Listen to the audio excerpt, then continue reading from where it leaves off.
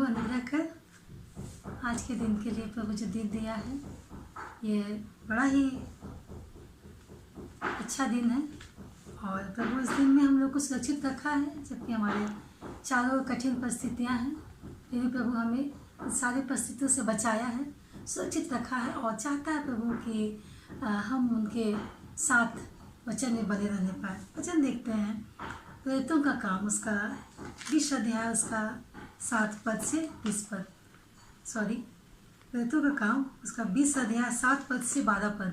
हम एक एक पद को हम पढ़ें और देखते हैं। इसका आज मैंने शीर्षक लिया हुआ है मसीह जीवन में आत्मिक नींद। मसीही जीवन में आत्मिक नींद।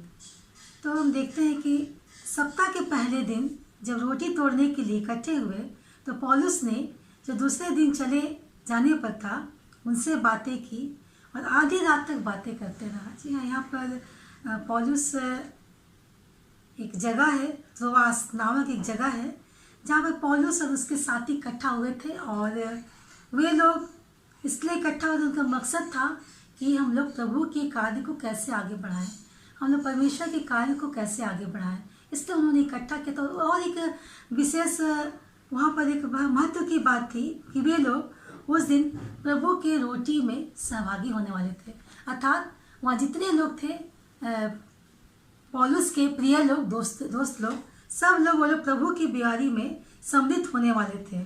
हम 8 पद में देखते इसमें लिखा हुआ है कि जिस अटारी पर हम इकट्ठे थे उनमें बहुत से दिए जल रहे थे। जी हाँ, जिस अटारी पर पौलुस का पूरा साथिया के साथ पौलुस जिस अटारी पर इकट्ठा हुआ था वहाँ हम देखते हैं कि उस अटारी में बहुत सारे दिए जल रहे थे। एक दिए नहीं पर बहुत सारे दिए जल रहे थे।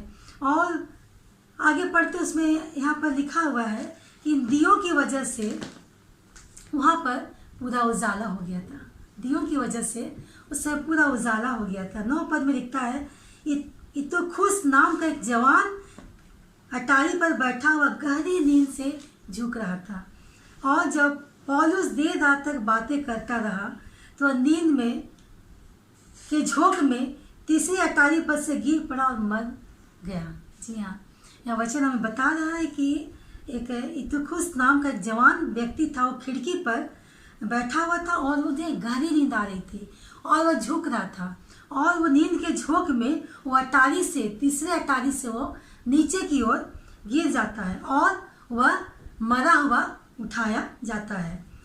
इस घटना में 9 पद में देखते हैं कि यहाँ पर इतुखुस नाम का एक व्यक्ति है, वह इन्हीं में से जो पौलुस के जो सारे साथी लोग थे उन्हीं में से ये एक व्यक्ति था और उसे वो जोर से नींद आती, वो नींद के झोंके में था और वह झुक गया और वह अटारी के नीचे गिर पड़ा और उसके गिरने की वजह से उनकी मौत हो गई, वो मर जाता है।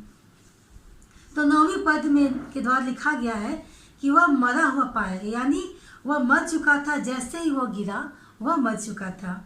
परमेश्वर का धन्यवाद करते हैं कि इन दिनों हमारे जीवन में भी ये बातें होती हैं। जब यीशु मसीह जब हमारे जीवन में आता है और हम देखते हैं कि वो हमारे जब जीवन में आता है तो हमारे जीवन में बहुत सारे दिए जलते, अर्थात हमारे जीवन में एक उजाला, एक रोशनी का प्रकाश उत्पन्न होता है और हम पूरी तरह से प्रभु में अपने आप को समर्पित करते हैं और यीशु मसीह जो है वो हमें जीवन देता है और उनके जीवन को हम ग्रहण करते हैं और हम अपने जीवन में उस ज्योति को महसूस करते हैं, जिस ज्योति को हम लोग यहाँ पर देख रहे हैं कि एक दिए नहीं बल्कि अनेक दिए वहाँ पर जले हुए थे और वो पूरा घर, वो पूरा जिसमें पौलुस अपने साथियों के साथ था, वो पूरा उजाला हो गया। हम एक वचन देखते हैं, यूहन्ना रचित सुसमाचार पढ़ते हैं कि उस वचन क्या कहता है। यूहन्ना उसका 8 का 12 पद। यीशु ने फिर लोगों से कहा, जो जगत की ज्योति मैं हूँ, जो मेरे पीछे हो लेगा वह अंधकार में चलेगा परंतु जीवन की ज्योति पाएगा। जी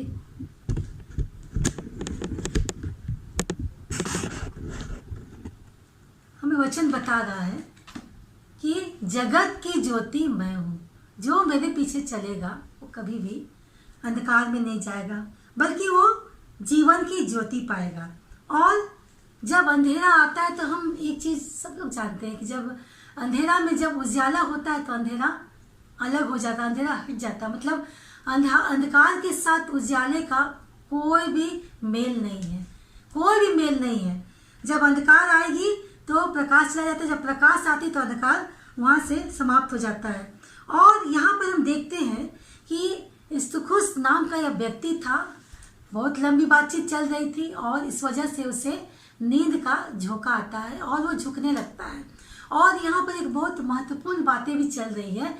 वे लोग प्रभु की मेज की तैयारी में, प्रभु का देह का जो प्रभु भोज का अनुष्ठान करने के लिए वे लोग एकत्रित हुए हैं और ये सप्ताह का ये पहला दिन था।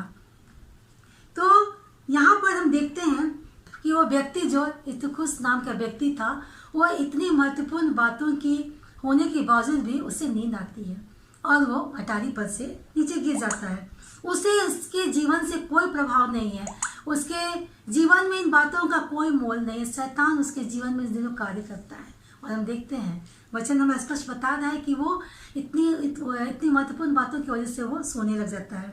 और इसी प्रकार देखते हैं कि एक मनुष्य का जो जीवन है, विश्वासियों का जीवन है, वो प्रभु में जब हम आत्मिक रीति से जब हम बढ़ते हैं तो हम उस समय भी हमारे जीवन में आता है जब हम आत्मिक रीति में सो जाते हैं। अर्थात एक विश्वासियों को, व्यक्तियों को वह नींद जो है वो बहुत प्रिय लगता है। अर्थात वह वचन के पीछे से हट जाता है। जो वचन प्रभु उनके जीवन में दिया था वो वचन से पीछे हट जाता है।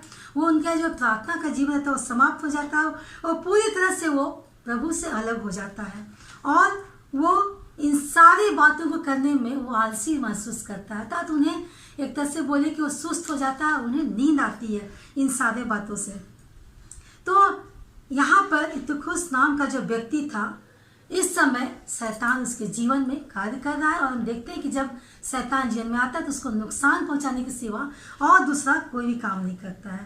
तो इस वचन में हमें बताता है कि अटारी में इतना सारा उजियाला था और एक इंसान को अंधेरे में अच्छी नींद आती है, परंतु ये इस्तुखुस जो नाम का व्यक्ति था वो उजियाले में भी वो सो रहा था। और यहाँ पर उजियाला मतलब एक मनुष्य के जीवन में बहुत सारी दियों का जलना। उजाला का मतलब है कि एक मनुष्य के जीवन में बहुत सारे उजालों का जलना और प्रभु यीशु उसके जीवन में प्रवेश करना, उसके जीवन में रहना। तो यहाँ पर अगर हम 10वें पद में पढ़ते तो हम पाते हैं कि परंतु पौलुस उत्तर कर उनसे लिपट गया और गले लगाकर कहा, घबराओ मत, क्योंकि उसका प्राण उसी में है। इस घटनाक्रम में हम देखते हैं कि पौलुस तोड़कर उतरता है नीचे की ओर और उस व्यक्ति को, जो व्यक्ति अटारी से गिर चुका था, उस व्यक्ति को उठा करके अपने गले से लगाता है और पाता है कि वो जीवित है, उसमें अभी प्राण बचा हुआ था। और वो व्यक्ति जो अपनी नींद की वजह से, एक झोंके की वजह से जो गिर चुका था, वो तब भी वो प्रभु के गोद में आने के साथ साथ पौलुस के गोद में जैसे आया, वो उस व्यक्ति के अंदर एक नई जीवन का संचार हो गया और यहाँ पौलुस उठकर उसे गले लगाया और जीवित हो जाता है। जब एक विश्वासी आत्मिक रीति से सोता है तब वो वचन से बहुत दूर चल जाता है। इन दिनों विशेषकर हमारे जीवन में ये कठिन परिस्थिति आ रही है कि हमारे इर्द गिर्द इतनी सारी बातें हो रही है कि उन बातों की वजह से हम निराशा में जा रहे हैं और हम प्रभु के वचन से हम दूर होते जा रहे हैं, प्रार्थना से दूर होते जाते हैं और हम हर वक्त उन्हीं चिंताओं में अपने जीवन को हम व्यतीत कर रहे हैं। और हमें चाहिए कि हम, परमेश्वर आज के दिन हमें चाहता है कि बार बार वो चाहता है कि हमें गले लगाना। प्रभु चाहता है कि मुझे वो गले लगाए, आपको वो गले लगाए और वो चाहता है कि हम प्रार्थना में बने रहें, वचन में बने रहें, प्रभु में लीन रहें। और पौलुस जो है उसे जब गले लगाया तो हम देखते हैं कि उसमें एक नया जान, एक नई जीवन का ऊर्जा उसके अंदर संचार हो जाता है। पद हम 11 में पाते हैं, और ऊपर जाकर रोटी तोड़ी और खाकर इतनी देर तक उनसे बातें करते रहा और पाँव फटते ही वो फिर चला गया। और 12 पद में लिखा हुआ है कि वे उस जवान को जीवित ले आए और बहुत शांति पाए। पूरे घटना में हम यही देख रहे हैं, इसमें यही महत्वपूर्ण बातें हैं कि परमेश्वर का जो वचन है, हमें वचन को, परमेश्वर का वचन को हमें अपने जीवन में पूरी तरह से उसको अपने जीवन में हमको पूरी से घोल लेना है। अपने जीवन में उसको हमको ज़्यादा से ज़्यादा इस्तेमाल करना है। हमें प्रार्थना में रहना, संसारिक अभिलाषाएं जो हमारे अंदर आती है उसको त्याग देना है। संसारिक जो कार्य हैं हमें उस पर हम ज़्यादा ध्यान देते हैं, ना कि हम प्रभु की ओर ध्यान देते हैं। हमारे जीवन में जितनी कार्य होती है सारे कार्यों के लिए हम ध्यान देते हैं, लेकिन प्रभु की ओर हम ध्यान देने से चूक जाते हैं और उस समय हम प्रभु से अलग हो जाते हैं और हमारे जीवन में विपत्तियां एक परीक्षा के रूप में आ जाती है। जैसे वो थोड़ा समय के लिए इत्तुकुस नाम का व्यक्ति जब सो गया था, झुक गया था, तो वो अटारी से नीचे गिर जाता। उसी प्रकार हमारे जीवन में जब प्रभु से हम अलग हो जाते हैं तो शैतान हमारे जीवन में कार्य करता है और हमारे जीवन में बहुत सारी विपत्तियों को लेकर के आता है। जैसा वचन में लिखा मत्ती रचित सुसमाचार उसका 26 अध्याय 41 पद, जागते रहो और प्रार्थना करते रहो कि तुम परीक्षा में न पड़ो। आत्मा तो तैयार है परंतु शरीर दुर्बल है। जी हाँ, जागते रहो, प्रार्थना करते रहो कि तुम परीक्षा में ना पड़ो। आत्मा तो तैयार है परंतु शरीर दुर्बल। जी हाँ, शरीर वही शरीर जिसमें हमारी संसारिक अभिलाषाएं भरी हुई है, हमारे संसारिक कार्य भरे हुए हैं और हम निरंतर उसी में अपने जीवन को लगाए रहते हैं और हम प्रभु से दूर होते जाते हैं। तो प्रभु आज चाहता है हमसे इस वचन के द्वारा कि हम आत्मिक रीति से जागते रहें। जी हाँ, आत्मिक रीति से जागते रहें, प्रार्थना करते रहें, वचन के साथ बने रहे, प्रभु में हम बढ़े रहें। और प्रभु जो चाहता है हमारे जीवन से जिस योजनाओं को पूरा करना, उस योजना को हम पूरा करें। अर्थात परमेश्वर का ये वचन, अद्भुत वचन जो हमें दिया है, इसको अपने तक न रखे पर हम लोगों को बताएं, ताकि उस इत्तुकुस नाम का जो व्यक्ति था, जो उसने प्रभु से दूरी बना लिया था और पूरी तरह से वो शैतान के चंगुल में फंस गया था, वो जीवन, वैसी बातें हमारे मनों में, हमारे जीवन में ना आने पाए। तो हम धन्यवाद करते प्रभु कि हम आज के दिन इस वचन के द्वारा अपने जो आत्मिक नींद है उससे हम जगने पाए, प्रभु के साथ उसके सेवा के कार्य में लगे थे। प्रभु का धन्यवाद हो। आइए प्रार्थना करें। धन्यवाद करते प्रभु जी की, सचमुच में हम जो प्रभु जी यहाँ तो है प्रभु जी, तेरे वचन को पढ़ते भी हैं, प्रार्थना भी करते प्रभु जी, पर हम बहुत सारे समय प्रभु जी उन संसारिक अभिलाषाओं में, संसारिक बातों में लगाते हैं पिता परमेश्वर, और प्रभु जी हम तुझसे दूर हो जाते हैं प्रभु जी। जिस प्रकार इत्तुकुस नाम का जो व्यक्ति था प्रभु जी, उस समय वो विशेष जगह पर था जहाँ पर लोग बातें कर रहे थे, जरूरी बातें, और प्रभु की मेज तैयार की जा रही थी। वहाँ भी प्रभु जी वो शैतान उसको पकड़ता है और हम देखते हैं कि किस प्रकार वो अटारी से गिर जाता है।